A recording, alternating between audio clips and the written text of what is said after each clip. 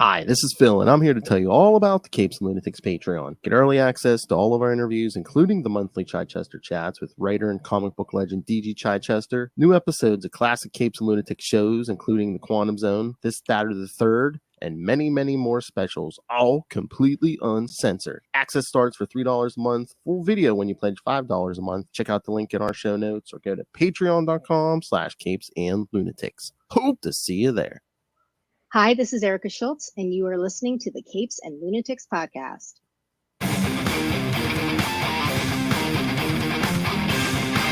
Hey kids, we're back. That's right. Welcome back to another episode of X-Men Classics.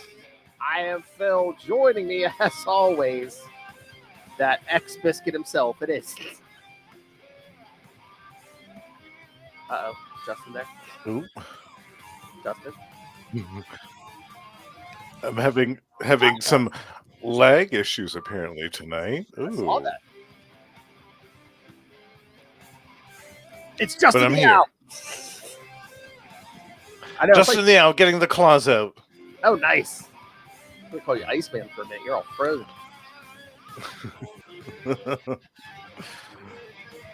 That's right, Right. kids. We're back this time. Again, this whole month, we're going to be doing Wolverine stories in honor of his 50th anniversary. That's right. Old Man Logan, indeed. And of course, Big 5-0. we just saw him recently in the new Deadpool and Wolverine trailer. Yes. I'm excited for that movie. I think it's going to be a good time. Oh, me too. Marvel Jesus, yes.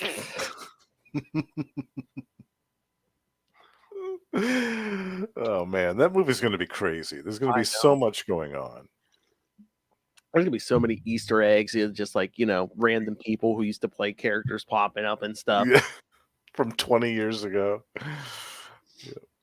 So anyway, yes, we are covering X-Men Origin, which for those of you who don't know, when some genius at Marvel decided, hey, let's give Wolverine an origin finally. Finally. In 2001. But again, I mean, this was like Lilith and I were even talking some Spider-Man from around this era. This was like the weird era where it's like it's after the bankruptcy, but it's before Disney buys Marvel. So it's like it's almost like, okay, let's throw everything at the wall and see what sticks. Yeah. In that decade, they were doing a lot of different things. And I think we saw a lot more miniseries than we ever saw before. I think they were trying to shy away from doing a lot of relaunches and doing a lot of number ones and things and ongoing series. They're doing a lot more miniseries from what I remember. I don't know, man. I don't know. In the 90s, it seemed like every X character got a miniseries. Seems like Venom had multiple minis. Oh, yeah. Venom for a while had a different, like 3 or 4 different miniseries a year. They didn't want to commit to an ongoing for Venom, but they're like, yeah, just keep giving a miniseries. Yeah. He would get like 3-4 issue miniseries every year. Like, with holographic embossed covers, they'll buy them all. Oh, whoa. My favorite duo, Owlboy and Knobhead. What? Oh my. Listen, Mountain Dew redneck. How dare you? You addict. You Enertron addict. Just come in and say hi. Howdy, y'all. Nom, nom, nom, nom. I spend too much money on tobacco and Mountain Dew. Just sit there and enjoy your hobby. He's cradling my nuts. Anyway. All right. So should we jump into these 6 issues? Yes. Yeah. There's a lot of story packed into these 6 issues. Oh yeah. All right, so Wolverine: The Origin, number 1, from November 2001, The Hill. Writers: Paul Jenkins, Bill Jemas, and Joe Quesada. Oh God. Penciler and inker Andy Kubert. Colorist Richard Eisnove. Letterer John Rochelle and Seda Temo Fonant, and editors Mike Martz and Mike Raich. So a lot of names here I'm not too familiar with. Yeah, me too. A young girl named Rose O'Hara is brought to the Howlett estate by Mr. Kenneth, the family chauffeur. She is to be young James's companion. On arrival, she meets Dog Logan and the head maid, Mrs. Hopkins, who warns her of the boy and his father, Thomas. Rose meets Master John and his father, a grumpy old man. She spends most of her time either writing in her diary or watching James and Dog play. Rose, James, and Dog all become great friends, and Dog even saves Logan from drowning. When the adults find out, the eldest Howlett tells Thomas that he should punish his son. At home, Thomas gets drunk and beats his boy. Rose and James, this is not a euphemism. Rose and James are in the maze when Dog shows up, only to run away. On Christmas, John and his father fight. Rose is sad. James gets a puppy, and John gives Dog a toy train, which upsets his father. That evening, Dog returns home only to get beat again. So, yes, like you said, Justin, a feel-good Christmas tale here.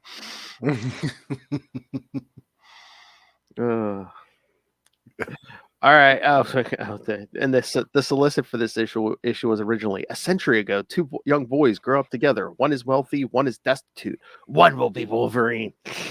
One will be Wolverine. I love that. I know. One will be Wolverine. Oh, Marvel. There could be only one. All right. So what you think of this first one? I loved this. This was actually my first time reading this miniseries because I missed this. Oh, really? It originally came out. And of course, Russell Judy B. Jones.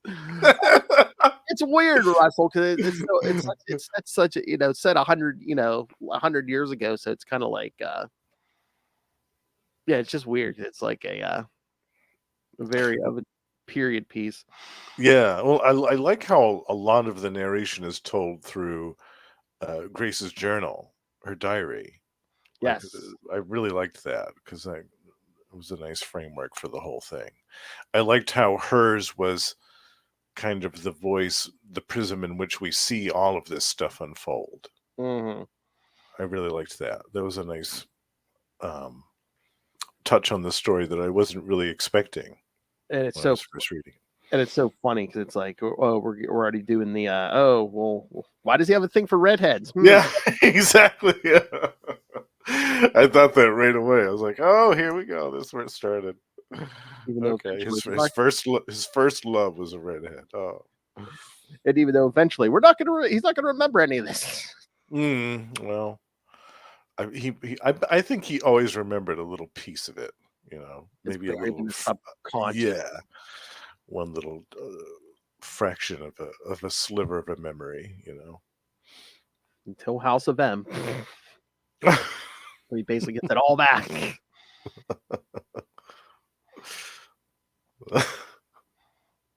They'll give you a migraine. Mm-hmm.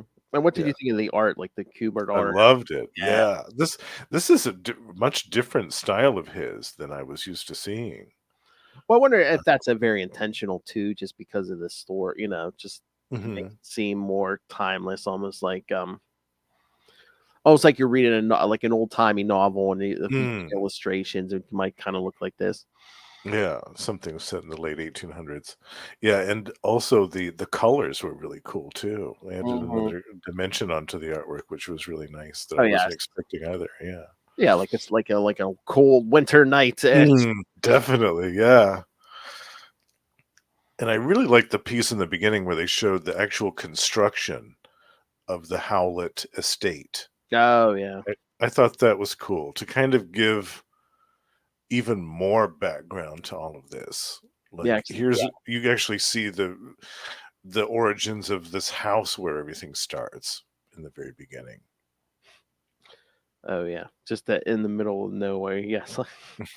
Yeah. They say it was built on a foundation of tears. Yeah.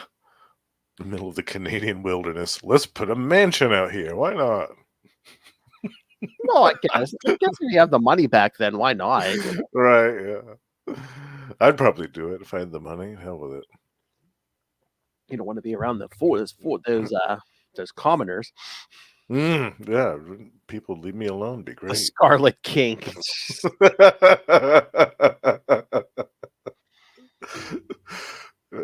No. The Scarlet plot device? What? Well, how many besides Jean? How many other redheads has Logan pursued over the years? I swear there's been more. Wasn't Heather Hudson a redhead? Oh, I mean, Oh, I don't yeah, know. actually. I don't know. I mean, technically they weren't together, but I mean, Well, maybe. Yeah, some redheads in it. he I swear there's he been. did have the huts for her. Yeah. Yeah, I swear there's been at least one other red. There's been other redheads. Be funny if he had a thing from Madeline Pryor. That'd be really funny. It'd be funny if like that was the whole reason, if he trusted her somewhat. That's why. I mean, hell, that's why Cyclops married her. She looked like you. Right, exactly. Oh, you look like my dead love. Okay, that's a foundation. There you go. Why move on? What's that? Wait a minute. The carpet matches the drapes. Marry me.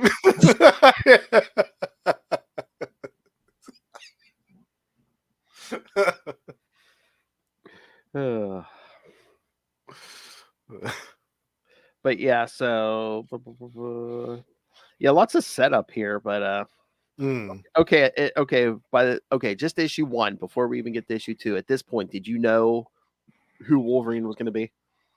I did, only because I knew the name. Oh, yeah, okay. Yeah. The name was the giveaway to me.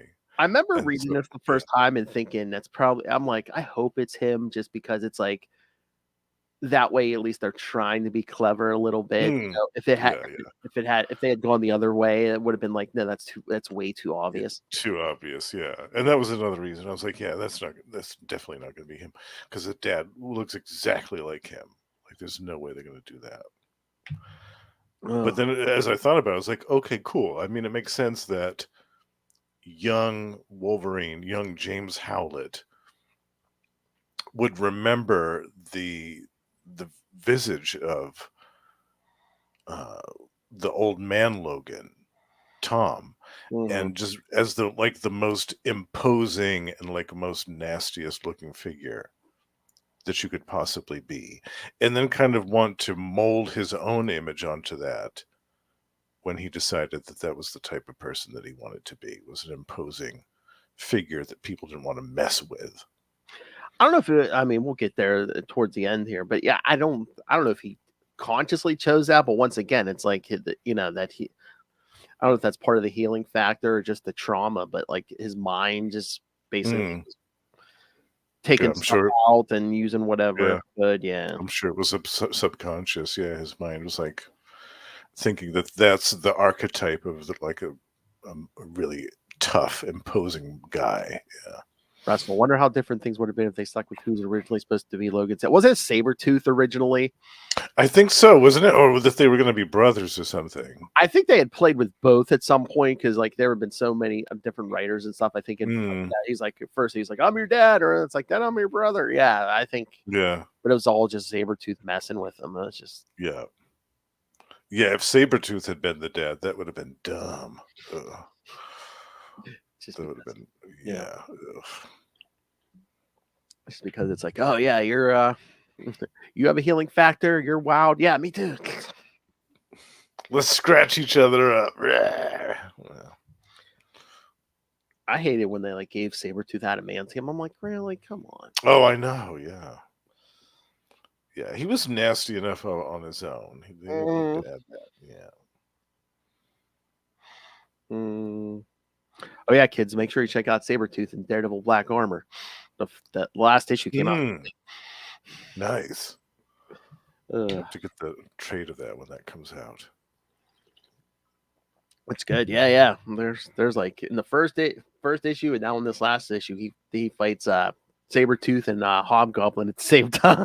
Nice. At the same time. I love it. And we all love seeing Hobgoblin get punched in the face. Yeah, I bet that artwork is great too. Nitho Diaz. Oh yeah. Right? Yeah. He's amazing. All right. So should we get to the next issue? Number 2, sure. Yeah. Number 2. All right.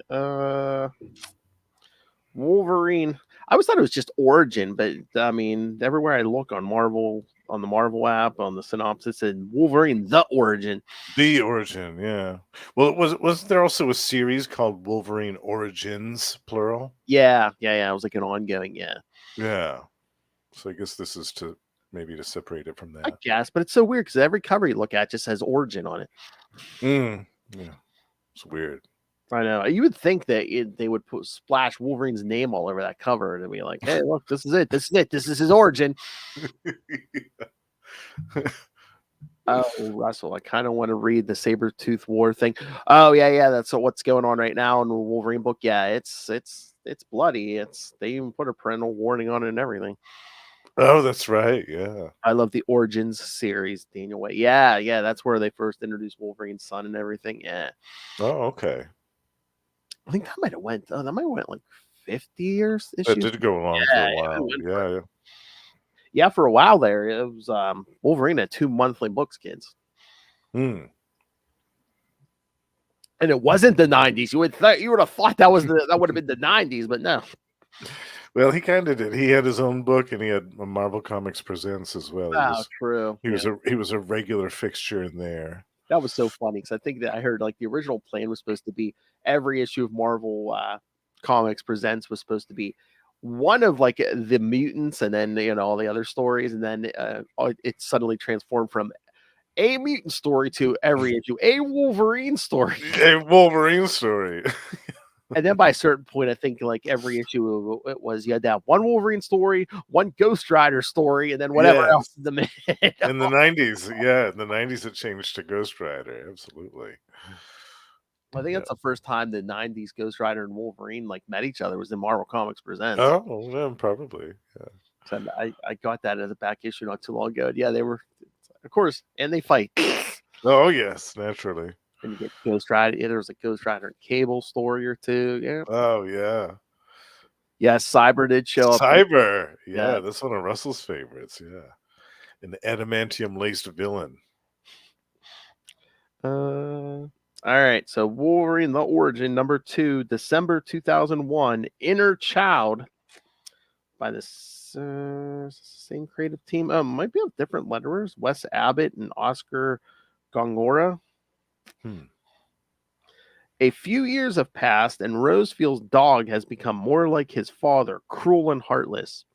John Howlett has begun to prep young James for his future as master of the estate, though his own father disapproves of the gentle means by which he instructs the boy. Rose, during the course of her duties, walks in on Elizabeth Howlett and sees her as she is dressing, noticing 3 scars across her torso. Rose is pushed back out of the room by Mrs. Hopkins and told never to say a word about what she saw. She runs outside to the gardens and is accosted by Dog, who makes unwanted advances upon her. Sexual harassment, too. Add that to the bingo card, kids. James witnesses the situation and runs to tell his father. Oh, God, Wolverine's running and telling his dad. Can you imagine? We're going to tell on you. First and only time that happens. I know. Rose slaps Dog and gets away. Dog's father, Thomas, is reprimanded by John Howlett, who tells him to take care of his son. Later, after being punished, Dog attacks James for telling on him and ends up killing James's puppy in front of him. Animal cruelty. All right, add that to the bingo. Yeah, my least favorite part of this. Yeah. That's what prompted my my little tagline under my name. Oh, Justice for Callie. Yeah. Justice for Callie. Yeah. This leads to the Logans being fired and forced off the Howlett property. Thomas Logan and Dog, bearing shotguns, storm the estate and force Rose to show them how to sneak into the master bedroom. Thomas, Doug, and Rose enter the room, whereupon Thomas grabs Elizabeth and tells her that he is taking her with him. Elizabeth, tellingly, doesn't seem to mind the idea, but insists that he release Rose. John enters the room and is attacked and then killed by Thomas. Dog threatens to kill James, but he is rescued by Rose. James rushes Thomas for killing his father and is then knocked back by Thomas's shotgun butt. Thomas quickly realizes though that he is bleeding profusely from stab wounds in his abdomen. He falls to the ground dead. James is then revealed to have sprouted claws from his hands and that they are covered in Thomas's blood, and he falls on his knees, screaming and crying at the loss of his father. All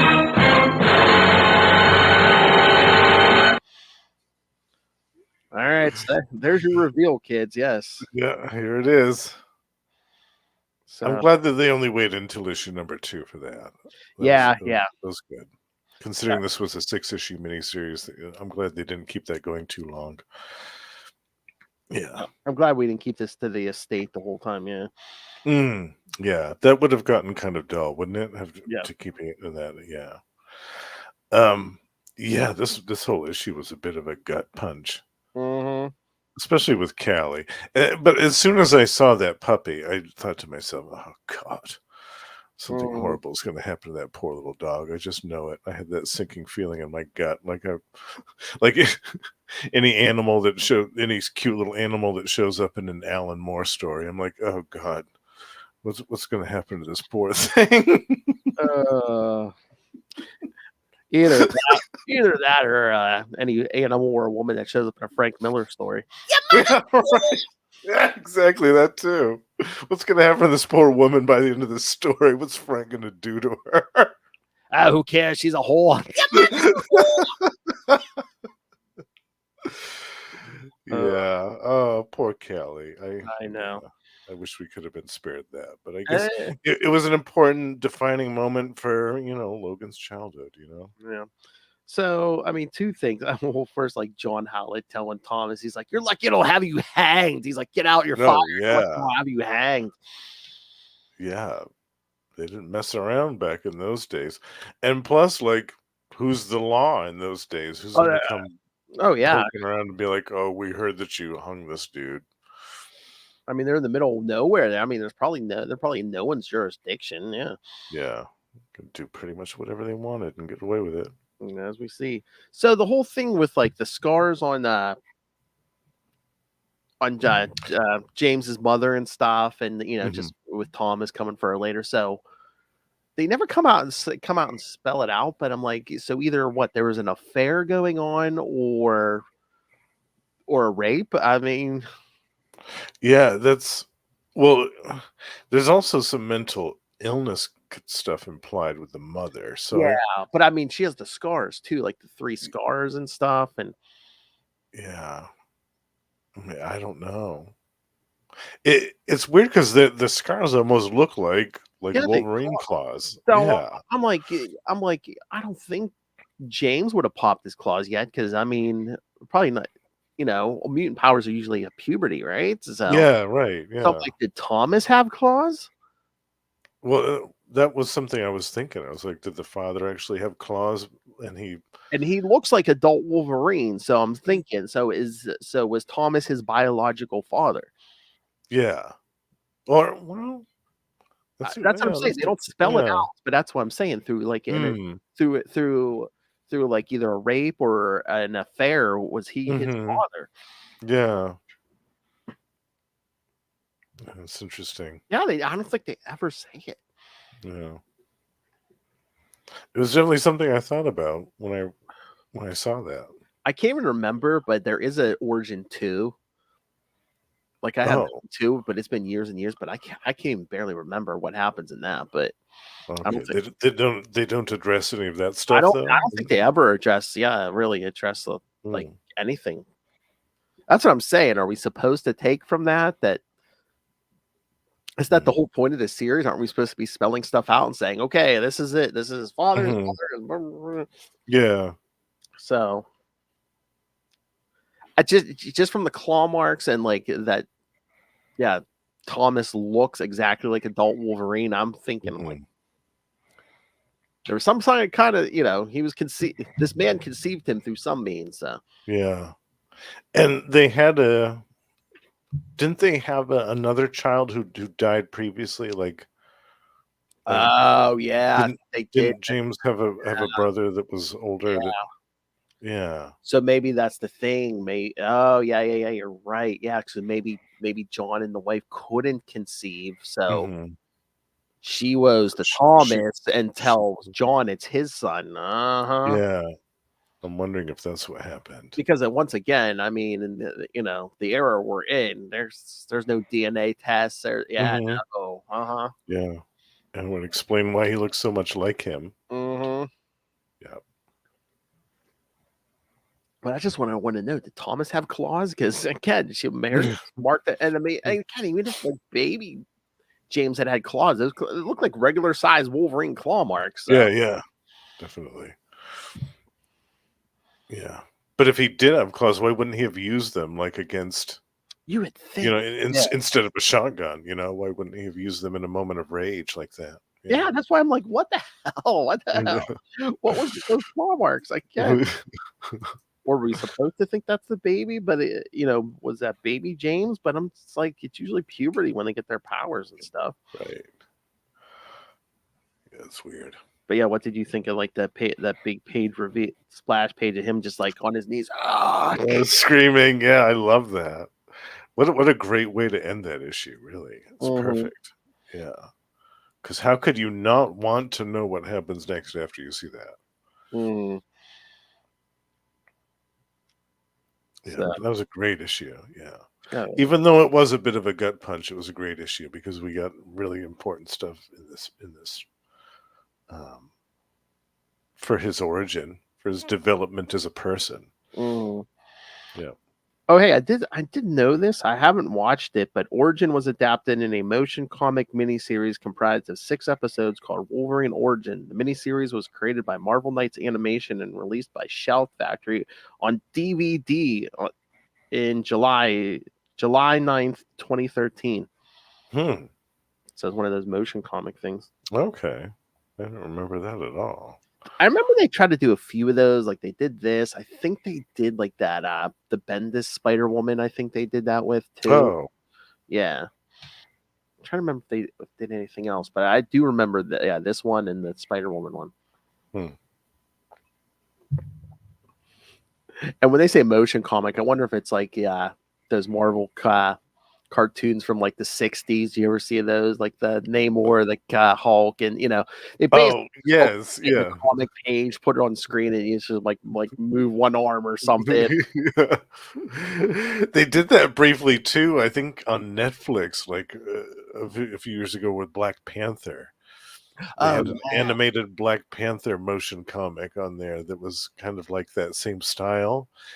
And if I remember it, the voice actor was Jimon Honsu, who showed up in the MCU a lot over the years. Yeah. I think he did the voice of T'Challa, so it was really great. Nice. Yeah, that was a good role on that motion comic. It was great. All right, you ready for number 3? Number 3, we get to see what happens next. Wow, look at that cover. Yeah, it's so good. All right, Wolverine: The Origin, number 3, January 2002. The Beast Within. Same team as last issue. James Howlett's world crumbles around him.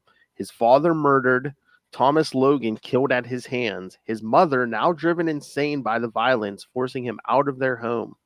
Rose runs out to find James crumpled on the ground.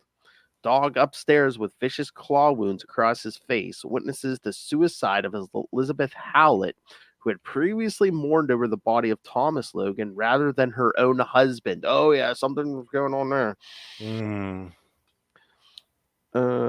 Dog is later questioned by the local constables, and he blames everything on Rose, who is now wanted for murder and kidnapping. Receiving no help from her aunt, her only living relative, they turn to James's grandfather for assistance. He wants nothing to do with them, but he gives them money for the train so that they can leave him for good. Rose and James make their way north and stop at a remote mining town where they can hide. The foreman, Smitty, asks their names, and Rose tells him her name, but tells him that James is her cousin, Logan.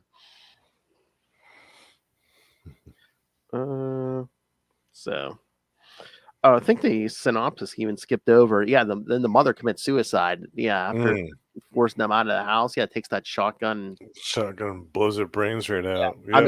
I mean, we see her point the gun in her head, but then we just hear a gunshot after that. Yeah. Yeah. So, yeah, no wonder he doesn't want to remember. You think? Oh, the most traumatic day of his life? Yeah. The man who raised him, his real father, both dead. His mother, coming to seeing what happens, decides to blow her brains out. Yeah, yeah. And then the grandfather's just like, get out. Yeah. The one other blood relation that's left, legitimate blood relation that's left, because for all intents and purposes, Dog is his brother. Yes, and all of this at the same moment that you discover, oh, what the hell are these claws and what? Yeah. Yeah, These bone claws. What are these bone claws about? Yeah, and the old man is only left surviving relations. Like, here's some money. Get the hell out of here. Yeah, it's pretty rough.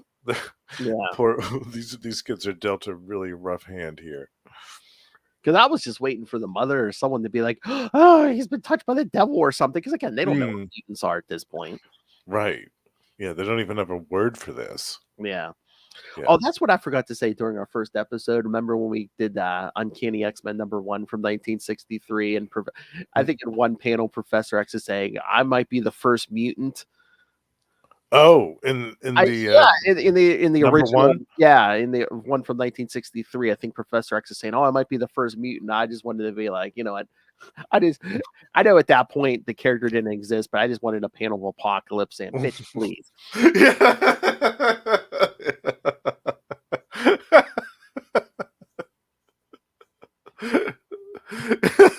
Ego on you. Yeah.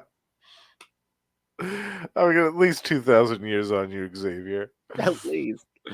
I think Sinister is like older than Xavier too. I'm just like, Yeah, definitely. But again, 63, Stanley was like, oh yeah, maybe Professor X is the first mutant. Yeah.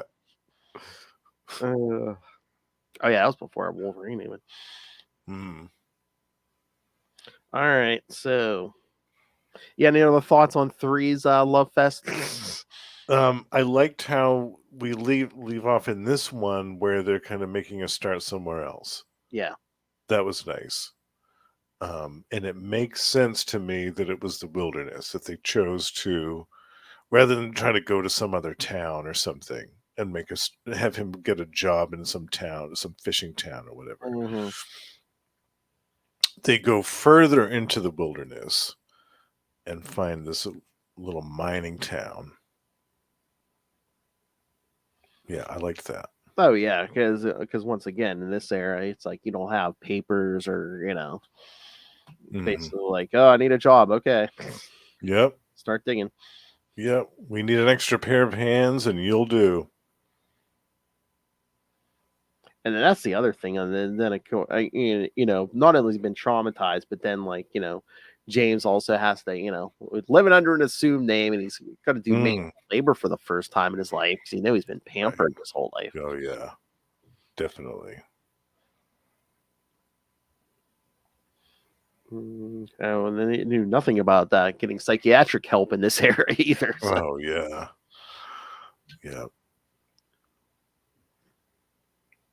Oh yeah, and I was gonna say it's not even just like the mother's just like goes nuts at with all the murders and everything, but then she's like throwing stuff at him, telling James like, you're a monster, you're an animal, get out. Yeah, she said some horrible things to him before she shunned him away. Get out of this house, you damned abortion. Ugh, yeah. Yikes.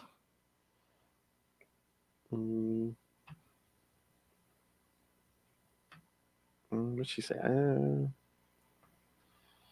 Oh yeah, when Rose is trying to snap the mother out of it, the mother saying, I said it would. If we came back, I said so. Again, I just wish we would have got more of what happened between her and Thomas and all that stuff. Well, I mean, that panel of her kind of weeping over his body and not her husband's kind of said it to me. Okay, there's something more between them. Why he beat her, chose to beat her and lash her, I don't understand, unless it was the husband that did that, maybe he found out about the affair and took it out on his wife. I don't. it doesn't seem like he was the type, though. Yeah, it didn't seem like he had that type of personality. So Because again, if he was like that type, you think he would have been like brutal to Thomas and stuff. yeah. Or the son, Thomas's son, Dog. He would have like done something horrible to Dog. Yeah, I don't know. It's very strange. Those scars leave a lot of mystery to still be explained. Mhm. Which we'll never figure out because she's dead. Like, I know. We'll never explain probably. Like I said, I can't remember much of Origin 2. We'll have to get to that someday. Was that 6 issues too? I believe so. Yeah. Cool. Yeah, we'll do that in an episode. Yeah. All right. You ready for the next one? Number 3. Number 4. Four actually. Yeah, we're on 4 now. Yeah, halfway. All right. Wolverine, the Origin, number 4 from February 2002. Heaven and Hell. It looks like the same team. Maybe Seda Temfont is back as letterer. Richard Eisenov is back as colorist. James Logan Howlett begins his new life as a quarry worker and discovers that despite his attempts to stay in the shadows, he is picked on by a bully who happens to be the camp cook named Cookie. Isn't that ironic? The cook's name is Cookie. It's like that Seinfeld episode where he's like, they're like, the library cop's name is Bookman. I love that. Yeah. This Kramer's like, that's like an ice cream man. His name is Cone.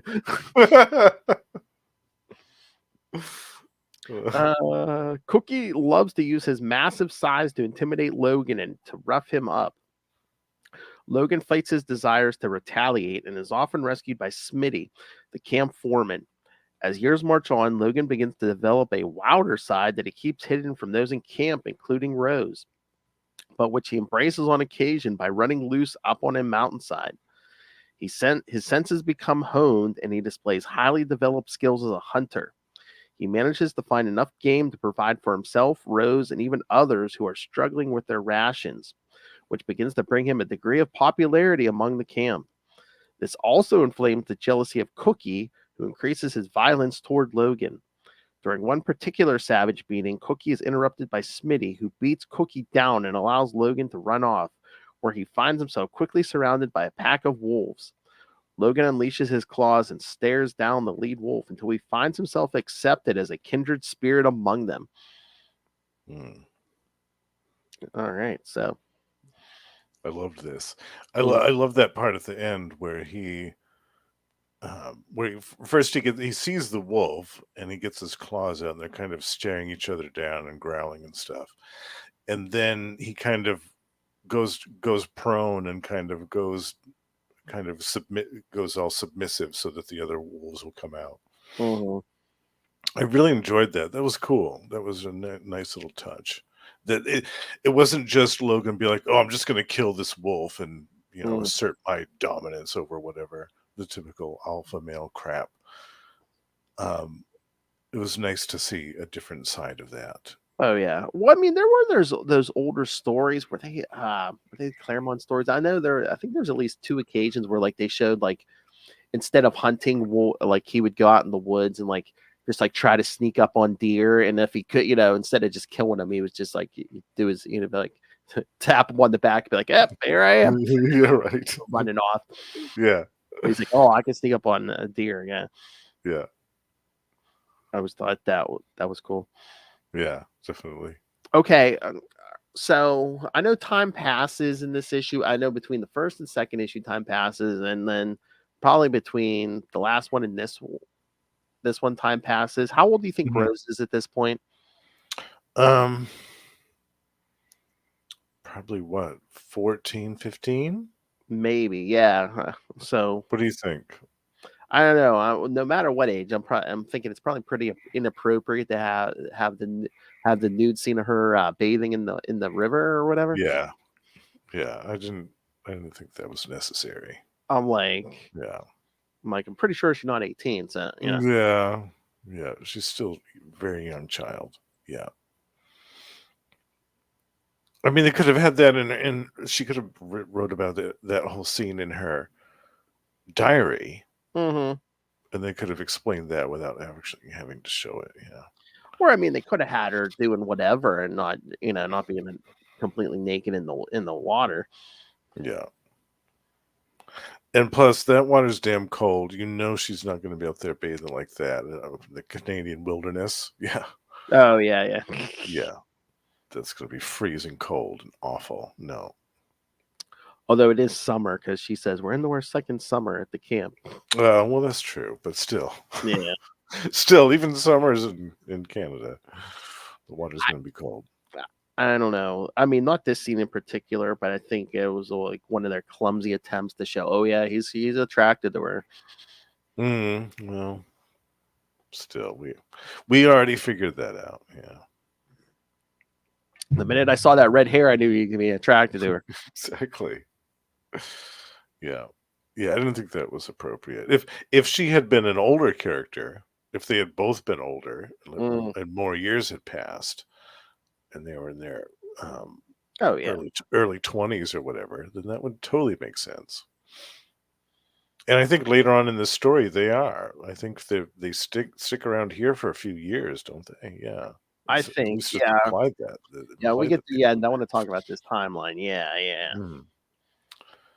But I also liked the introduction of Cookie as the nemesis, because he had to have, besides Dog, he had to have another nemesis for the story.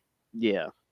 And I think that Cookie fits that role perfectly. He's just a big bully. He's just a nasty piece of work. And that's the type of villain that you love to hate. It's the type of bad guy that you love to see someone like Wolverine totally beat the tar out of and get his claws right in their face at the end of it all. He's one of those guys you want to see him, put his yes and pop the two side claws and be like, "What the middle one, love?" Yeah, exactly. Yeah, you're just waiting for that moment to happen because you know that it's going to happen. But yeah, that scene at the end with the wolves is pretty cool, where he just stares him down, pops the claws. Yeah, but then he submits rather than fighting that wolf and trying to assert his dominance and become the leader of the pack and all this other bullshit.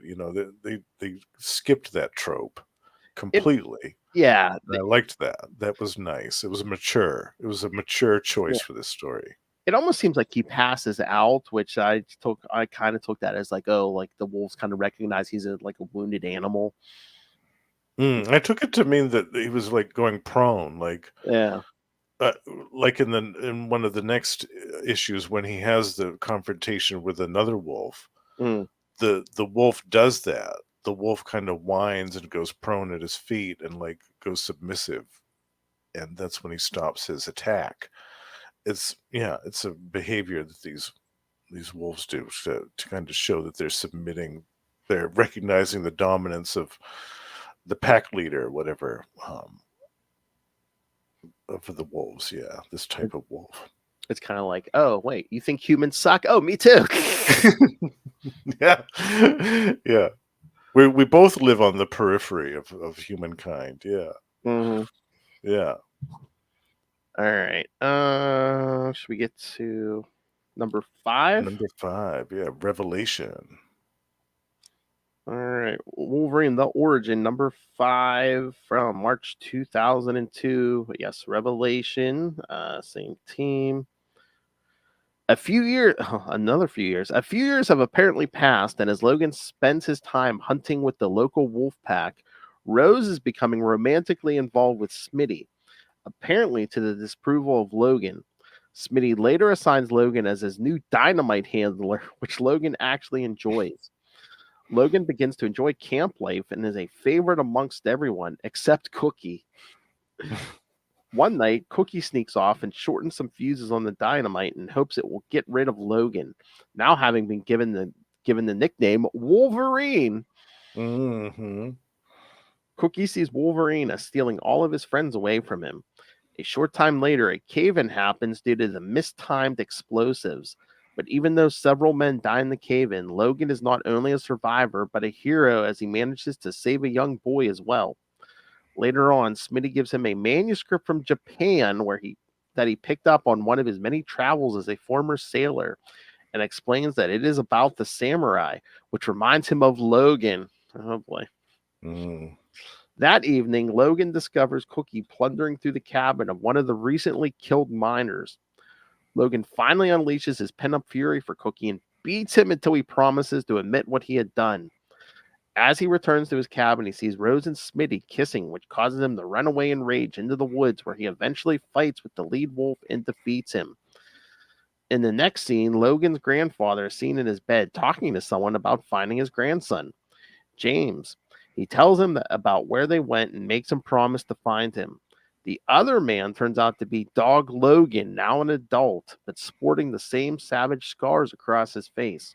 He swears to Mr. Howlett that he will hunt him to the ends of the earth. Mm.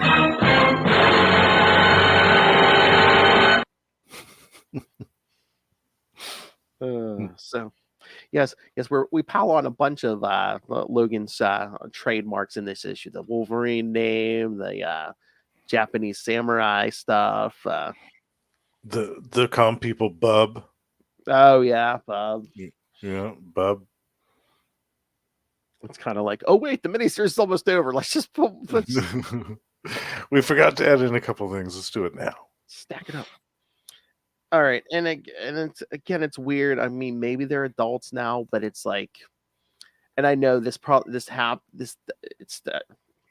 happened probably all the time back. Well, not all the time, but a lot back then, maybe. But it's just like Rose and Smitty. That's Oh, I know. Yeah. I'm like, wait, wasn't she a child when you met her? Yeah. Literally, she was. Yeah. I'm just like, oh. Yeah, that's why I feel like it would have been good to explain how many years had passed Yeah, in some form or fashion, so that we would know. Yeah, I mean, yeah, she's actually an adult, but and, maybe making Smitty a few years younger might have helped as well, because yeah, it feels like he could be her dad, and that's just yeah.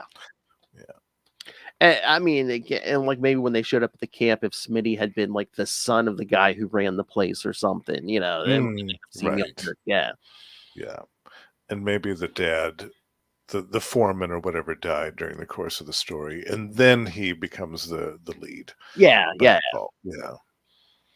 But this, yeah, I mean, it looks like he's old enough to be both of her dad. So it's weird. And again, I know people with big age, age discrepancies sometimes date, but I don't know. I even back then, I don't get how you can date somebody, or be with someone who is, you met them as a child when you were an adult. Yeah. I don't know. Is it implied, I guess, that she's the only female in the camp? I mean, I guess that might have something to do with it. Although not that this is like the first time this has happened in comics, but well, that's true. Yeah. Was it Reed and Sue? yeah, I remember we did the Alpha Flight. Alpha Flight, yeah. There's a long-standing Marvel tradition with this stuff, apparently. Yeah. But yeah. So anything? I mean, what you think of this one? This is. I really enjoyed this. Yeah, I loved the little cliffhanger at the end with Dog at the grandfather's bedside. Oh yeah, sparred up So, Dog. Yeah. Yeah, so he's going to track down Logan. Yeah, that was great. And I really liked the scene with him and the wolf, where the wolf was the one who submitted in this time in this issue. And that's when he kind of howls at the moon, and the other wolves come over and essentially acknowledge him as the leader of the pack now. I liked that. I thought that was a nice touch on the story, because here he is in this moment of rage, at just having seen his love making out with this dude who happens also to be his father figure at the same time. It's like his dad is stealing his girl and he doesn't know what to do about it. So he runs off into the woods and he's pissed and gets into a fight with the wolf pack. It's great. It's a great little moment, and it's done without any dialogue whatsoever, which I love. Yeah.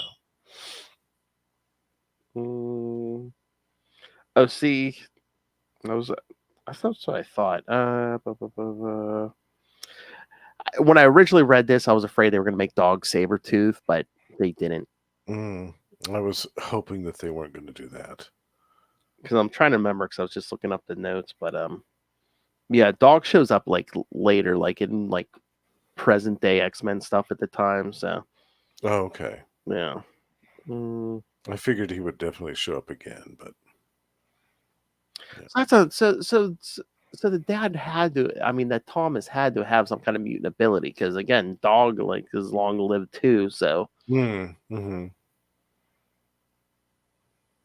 so yeah, I mean, all those mutant abilities had to come from Thomas. Yeah.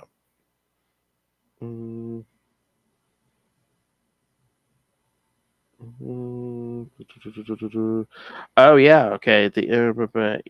See, there's all kinds of confusion, because it says in the X-Men Origins Wolverine video game, it states that Victor Creed's nickname as a boy was Dog. So in the Fox movie universe, they kind of combined Sabretooth and Dog, but yeah, they didn't do that in the comics. Yeah. That would have been, I don't know, that would have been too much for me if they would have been like, oh yeah, that's Sabretooth. That's what I was. Yeah. No, don't make them Sabretooth. That would have stunk. Yeah. Or even any other character that we've already seen. Like, just we don't need to do that. It's like he doesn't have to have known Sabretooth since day one. Right. Yeah, and then they would literally be brothers. Like, if it's implied that Thomas is Logan's real dad, then they would literally be brothers. And that's I can't handle that anymore. No. That's dumb. And again, it's like he doesn't have to, collect all the Wolverine tropes right now. It's 100 years ago. Right. You still have 100 years. He could meet Sabretooth 50 years ago, not 100. Yeah. Right. Which I think is what happens, right? They meet during like World War II, or it might even be one. It's either one or two. Yeah, I think one of the wars they run into each other. Yeah. And then again, you never know, because did they work out for Weapon X, both of them? There was a weird point in the 90s where it's like, oh yeah, we've given them so many false memories. Who knows what's real and what's not? We don't even know anymore. It could be anything. Stay tuned for next week, kids. That's right. Then we really get into it. All right, we ready for the last one? Number 6. And it's happy ending. Okay. Wolverine. Feel good ending. I know. Wolverine: The Origin, number 6, from April 2002. Dust to Dust. Same team. Dog Logan is back and tracking Rose and James. He talks with a local trapper who tells him where they are and then kills the man as he leaves. Ah, you're welcome. In the meantime, James Logan has become distant from Rose as he is hurt by her engagement to Smitty. He tells her he always thought they would end up together. Smitty, meanwhile, is trying to sell off some possessions in order to raise money so that he and Rose can make their way to Vancouver, where he is to take another job better suited for a family man. Unsuccessful in his attempt, Smitty decides to enter into a cage fight tournament to earn the money. Logan also enters it, and after having the pleasure of beating down his nemesis Cookie, fights Smitty in the final match. In the end, however, he takes a dive so that Smitty and Rose can live happily together. As Logan says his goodbyes to Smitty, he is suddenly attacked by Dog, who intends to kill him. Logan beats him, but as he is about to throw a killing blow with his claws, Rose comes to try to protect him. Tragically, she trips into Logan's extended claws and dies. Logan runs back to the mountains to be with his wolf brothers, and Smitty unsuccessfully tries to track him down. To make matters worse, Cookie, in a final act of treachery, destroys Rose's diary so that no one, especially Logan, will ever be able to know the whole story as Rose had seen it. Yeah. So, again, I mean, it's the origin story, so it wasn't going to turn out too nice for. Oh yeah. At least for Logan. Yeah. I was bummed that Cookie survived. I thought that for sure, like at some Oh point yeah. in this final issue, Cookie was going to like, I don't know, do something trifling, like pull out a knife or something on Logan, and like that's when the claws would come out. As soon as Logan knew that he had a knife or something, the claws would come out, and then Cookie would just be dead. You know what I mean? Either that or just as an afterthought, like dog snaps his neck or something, something. Right? Yeah, something like that, or Because maybe Smitty. yeah. Like, who knows? Yeah. Because like when Cookie's about to fight Logan in the cage, like Dog comes over and gives him like some brass knuckles. It's like if once Cookie's like gets beaten, Dog's like, "You're useless to me," and stabs him or so. Right? Yeah. You Failed. can't even do this right. Yeah. So yeah, and like we say, yeah, he throws the fight for Smitty. So Yeah. and then That was unexpected too. That Mhm. how that happened. Yeah. and then Smitty's like, "Oh, we're leaving. I talked to the boss. You're foreman now." Which he's not happy about. I was gonna say, I mean, yeah, Logan showed he's he's good at his job and stuff, but I'm sure there's a lot of guys who've been there way longer. Probably like, why is he big guy? They foreman? Right. Yeah. What? Yeah, Because you're marrying his cousin? quote unquote cousin. Yeah. But even Smitty tells him what during the cage fight. He's like, "I know she ain't your cousin." Yeah. Yeah, and the way she died was really tragic. Yeah, I had a feeling it was either going to be something like that, or like, his berserker rage had gotten like unleashed for the very first time. He just Yeah. like Cookie or Dog or somebody had just like kicked the shit out of him, and he just lost it. He just went berserker rage, and she just happened to like he just spun around, and she was there. Just because she was there, he hacked her down or something. Or is it? Or what if they did something where like Dog or somebody kills Rose, and it's like, oh yeah, you weren't there to save her because you didn't go savage enough in time to save her. Right. Yeah.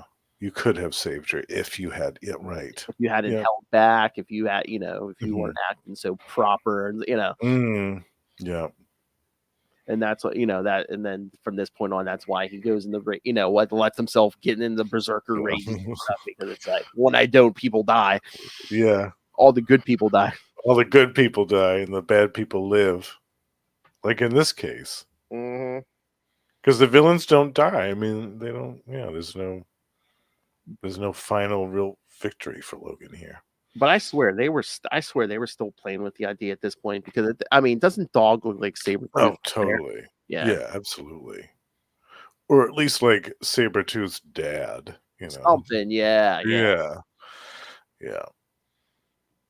Oh, can you imagine that if like Dog was like, well, you can't do that because then they're related, but if somehow Dog was related to Sabretooth, and then just like generations of the family just try to hunt Logan down. It's the family business. Yes.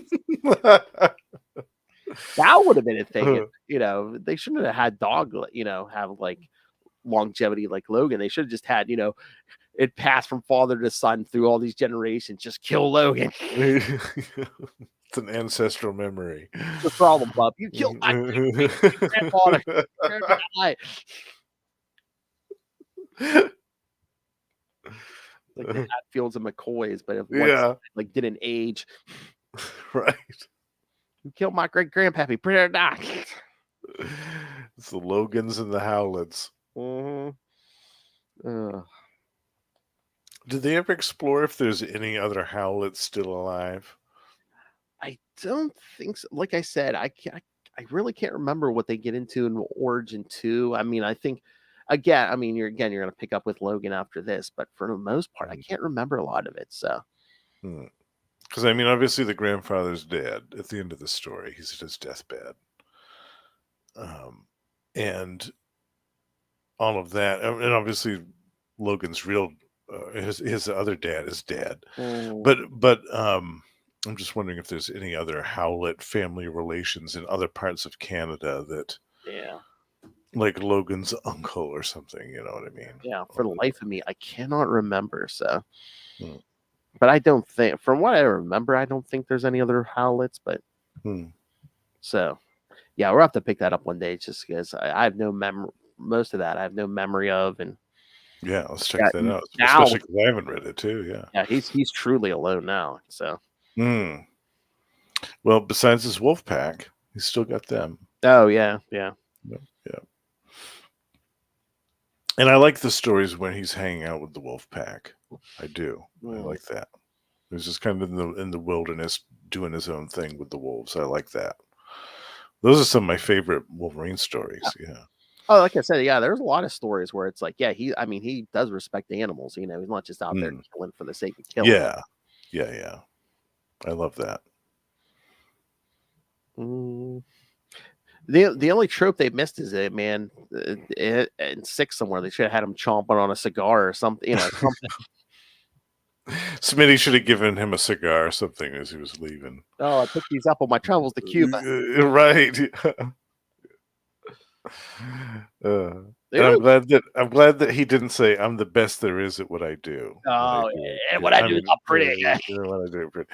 We haven't quite reached that part of his repertoire yet. Yes. Yeah. All right. Anything else, Justin? No, I really enjoyed this. Did I you? thought the artwork was excellent. I thought the story was great.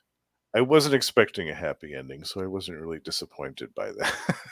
Yeah, I mean, I knew. His tragic history and it's the beginning. Yeah, I mean, Yeah, you're comfortable at this point. Yeah, like he doesn't become the Wolverine, you know. Yeah. I knew that they weren't getting out of this unscathed. Nobody in this story was going to get out of this unscathed, emotionally or otherwise. Yeah. I do want to see a final showdown with Cookie, though. I feel like we were robbed of that. We need to see that. And I want justice for Callie. Damn it. Yes. Oh, it'd be funny if somehow like Cookie, you know, gets longevity and like Cookie becomes like the lifelong member. Oh, yeah. Remember me? I've been tracking you down all these years. That's I don't know though, because then everyone would be like, "That's the guy's been hunting you for 100 some years." A guy named Cookie. Yeah. The Cookie Monster. I was gonna say, yeah, Bubby's a monster. Om nom nom nom nom. Here he comes. Nom nom nom nom. Me like revenge. Nom nom.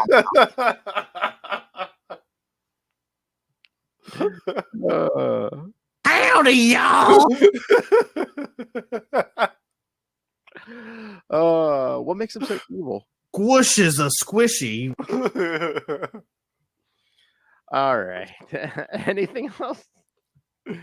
No. I'm glad we covered this. And next week we'll be covering even more Wolverine. Yes. Oh, a month where we cover Wolverine. Oh, and okay, Russell, you had to throw nicknames to us. I think Justin just gave me the green light to start calling you Cookie. So, Cookie. Cookie Monster. Cookie Collector. All right, kids. So yes, next week we're gonna talk that classic Weapon X storyline from Marvel Comics Presents 72 through 84. Barry Windsor Smith. Yes, just the Wolverine stories, which luckily so because that's the only stories from those issues on Marvel Unlimited. So Yeah. Imagine that. like I said, I think maybe one of, if not the only storyline from that run they actually collected in like a trade, because I do have a trade paperback of that. Yeah, that was actually how I first read this story. Yeah. A friend of mine had that and let me borrow it. Yeah. Oh man, I wish I was reading that and I was like, man, I wish I had the original issues. Me too. I think I've got a couple of them, but I don't have the whole thing. So yeah, so we get it. I think that's the first real peak we get into Weapon X. So actually, what they did to him. So, and that was what 90, 91. Let's see. I was gonna say it's either late 80s or early 90s. Did we look this up already? Leave us alone, kids. We're old men. Yes, Marvel Comics Presents 72 was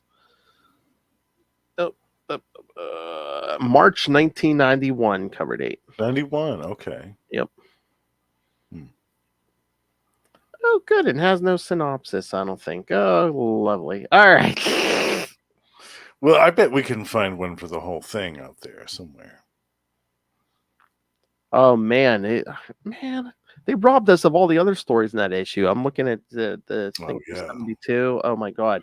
Part 5 of The Bush of Ghosts with Shaun of the She-Devil. Yeah. The Bush of Ghosts? The Bush of Ghosts.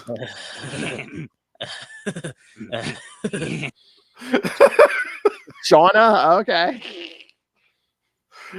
Now you find out if the carpets match the drapes. Exactly. Oh. Coming out of the bush? That's right, kid. We have a drop for everything. I can't wait to blow his mind. Good for that release. Coming out of the bush, I forgot about that. Yeah, one. I mean that was the same episode I think from with Sentient Tongue. So Is that Oh his yeah. tongue? pretty sure. How hard is it? Question you've asked yourself many times, eh? The nut jar. All right. So next time, yes, Marvel Comics Presents 72 through 84, the Weapon X storyline, and then the episode after will cover Wolverine from the first ongoing 17 through 20, and then the week after we'll follow up with 21 through 23, both Justin picks. Yes, I picked a John Byrne Wolverine story, Yes, which I think is going to be quite a surprise to everybody. Mm. Yeah. Burn.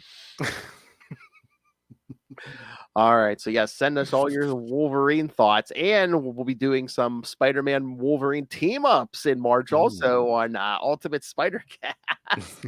Yes. Oh my God, and it works out so perfectly too, because at the end of the month, when me, Ray, and Dave we're just going in order with the Scarlet Spider stuff. We're on the Kane Scarlet Spider mini. Yeah. And I think the month of March, when we're doing Wolverine stuff, me and Lilith are doing Wolverine stuff, it just works out perfectly. I believe there's either 1 or 2 issues of that Scarlet Spider that month. It's going to be with the Wolverine guest star. I'm like, oh my Lord. And you didn't even have to plan it out that No, way. It I just sound like happened naturally. I should keep my mouth shut because I look like an effing genius. Like, yeah, I had this plan for years. Yeah. Had to move a bunch of episodes around so it would fall into the right month. Yes, I'm the chess master. Yeah. All right. I love it. So yeah, send us your thoughts. Email us CapesandLunatics@gmail.com or call the voicemail 614-382-2737. That's 614-38-CAPES. And remember, you can find all things Capes and Lunatics episodes, social media, merchandise. Again, buy some merch, help support us. Or Lilith Hellfire's favorite, if you want to just rain random money on us with the Cash App link. There's a Cash App link. Make it rain. And of course, the Patreon, where it's getting crazier and wilder over there. February, what is it? Friday, we're going to review the AVN Awards. And then in March, I believe we've nailed her down, kids. We're going to get some Lilith Hellfire conspiracy theories. And if you want your conspiracy theory read, write in. And then if you want to hear it, subscribe to the Patreon, because I told you it's getting more vicious and brutal than ever. just like our pal Cookie. All right, so find everything all in one place. That's tubespace.io/CapesandLunatics Podcast Network. That's tubespace.io/CapesandLunatics Podcast Network. That's right, kids. So you get the free podcast, and then you get the extra content on Patreon. Double biscuits for me. Because he is a patron, kid. That's right. It's every month he walks away going, Oh, that's naughty. all right. This Justin the Owl. We can find him here every week, either on X-Men classics or Marvel Tales, or sometimes both. You can catch him twice a month on Electric Mullet, the Superman podcast, with myself and Tyler Patrick. Once a month with me and Russell on Energon Universe, where we talk all the new Transformers and G.I. Joe comics. And of course, We Are the Night, the Batman podcast. You're welcome, Ray, as the three of us talk Jean-Paul Valley, and right now we're on the Azrael ongoing series. Yeah. And of course, he's the king of podcasting, so he does way more. So, Justin, what else are you up to? You can also find me on Gamma Charge, the strongest podcast there is, with my pal Russell. We talk about the Incredible Hulk and the sensational She-Hulk 3 times a month.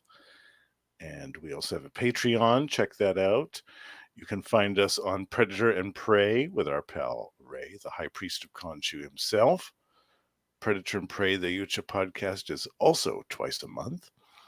Gone the Form of Man, the Etrigan podcast. Me and Russell are talking about The Demon from the 1970s series by Jack Kirby. And last but not least, The Lost Library of Legends is still going on, my solo project. And by the time that this episode comes out, this will be in March. Yeah, first I'm gonna be covering a very obscure Marvel series from the 90s called Black Wolf. Oh, Going back to the 90s here, bitch. Do you remember that one, Phil? I never read Black Wolf. Oh, okay. I do remember. I think he appeared in Thunderstrike. Yes. Yeah. That was his first appearance was as an issue of Thunderstrike. Yeah, I was meant to read that because I remember reading that to him in Thunderstrike, and I was like, oh. Yeah. Because did DeFalco write that too? Black Wolf? No. No? He wrote that Thunderstrike Yeah, issue. he wrote the but, Thunderstrike, I know. No, I think it was Glenn Herdling that wrote Okay. the series. Yeah, I think. Nice. Yeah. I'm going to eat this up with a fork and spoon. That's right, kids. Go check out the Lost Library of Legends. I love it. All right. Thank you for joining us again for 3 more weeks of Wolverine. Yes. Yeah, what the next week? Man, I already reread that. Oh, I can't wait to get to that. That's good stuff. Yeah. Classic. Puts the classic in classic X-Men. That's right. Oh, I was gonna say, will the day ever come when we'll do an issue of X-Men Classics on or classics on X-Men Classics? We should, yeah. Even though they're all those backups are all good. Yeah. Oh, yeah, backups, yeah. Yeah.